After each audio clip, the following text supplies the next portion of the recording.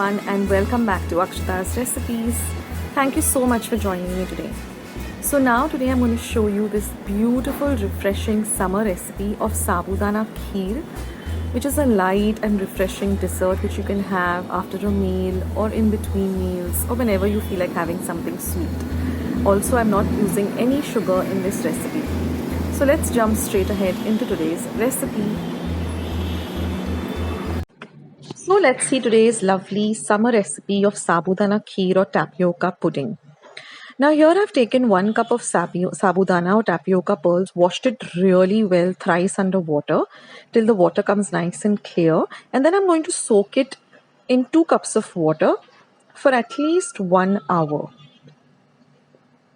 Now after an hour, I'm going to drain out all this water, ensure that there is no water in the sabudana, and again I'm going to keep it aside for 1 hour.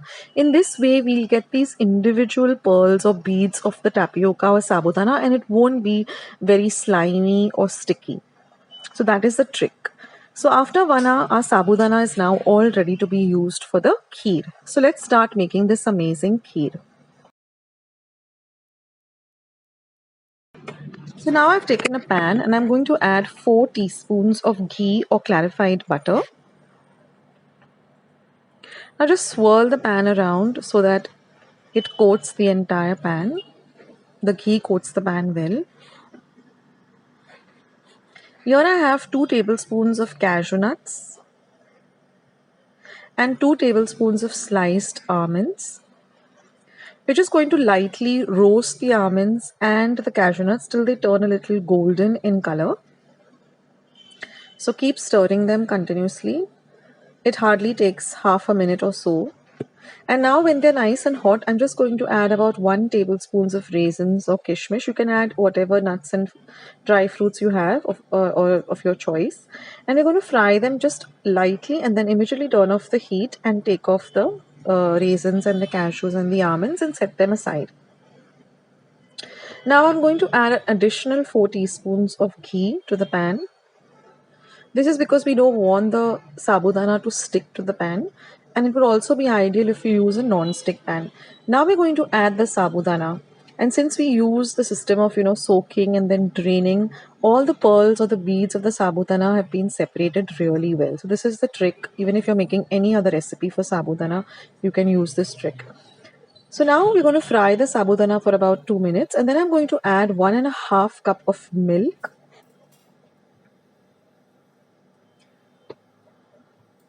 So fry the sabudana for at least 2 minutes in the ghee and then only add the milk. And now mix the two well together. Now today we're not going to be using any sugar, so this is a very healthy recipe. So I'm going to use half a cup of grated jaggery or good. Now when you grate it, it helps because then it melts or dissolves into the milk really well. So mix that into the milk very well. And now I'm going to add about a teaspoon of cardamom or elaichi powder. So I've just taken about 5 cardamoms and peeled them, crushed them in my mortar and pestle, and I've added the 1 teaspoon of it to the kheer. Now we're going to stir this on a low to medium heat continuously till all of the jaggery completely dissolves into the milk, which doesn't take a lot of time. But don't leave it unattended. Just stir it.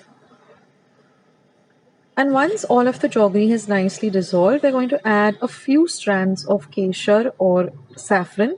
This is completely optional. It just gives the kheer a very beautiful color and also looks really nice. Now we're going to cook this on a low flame for just another 2 or 3 minutes. And now you will notice that the beads of the sabudana or the tapioca have now become transparent, and that is what we're looking for. So I'll show you a better shot with the spoon. So once this happens, that you know that your kheer is all ready, you can also take a little bit of it out in a vati or a bowl and just let it cool and then taste it. And it tastes just fabulous. And now you can add about 3/4 of the roasted nuts and raisins because we're going to keep about 1/4 for garnishing.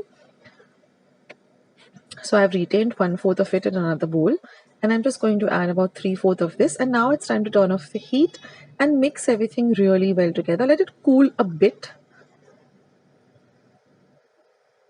and then you can pour it into some nice serving bowls.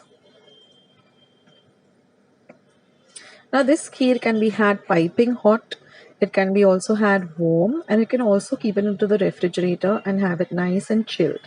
So the choice is yours, but I suggest that you do give this recipe a try. It's really tasty, and it's so healthy also, and it's nice for the summer. So you can make this for your family or your friends or guests, and everyone is going to love it and definitely ask you for the recipe. So leave your comments down in the comments section below, and I would love to hear from you. Do try out this recipe, guys, and I'll catch you soon.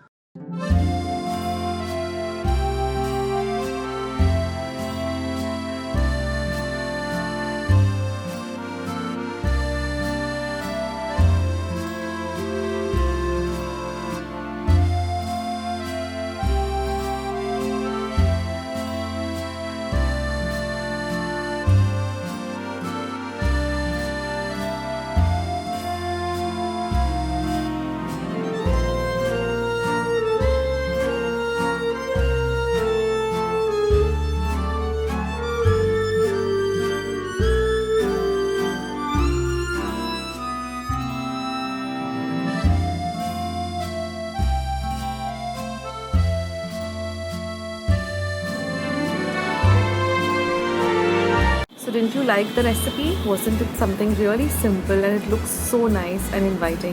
You feel like just making it and having it. So if you like today's recipe, then don't forget to give this video a big thumbs up by clicking on the thumbs up icon that you see below the video. Also, don't forget to go and check out all my other summer recipes that I've listed down below in the description box. Don't forget to hit the subscribe button. And once you have subscribed, to click on the all button. That way whenever the all button in the notification bell, that way whenever I put up a new recipe, you'll get a message for the same. So thank you so much, guys, for watching my videos. Do share my videos with family and friends, and I have loads and loads of recipes coming up. So stay tuned to Akshata's recipes with an apostrophe S. So I'll catch you soon in my next video. Sooner than you think, take care of yourself, stay healthy, stay fit, be loving and kind to one another. And I'll catch you soon in my next video. Till then, bye.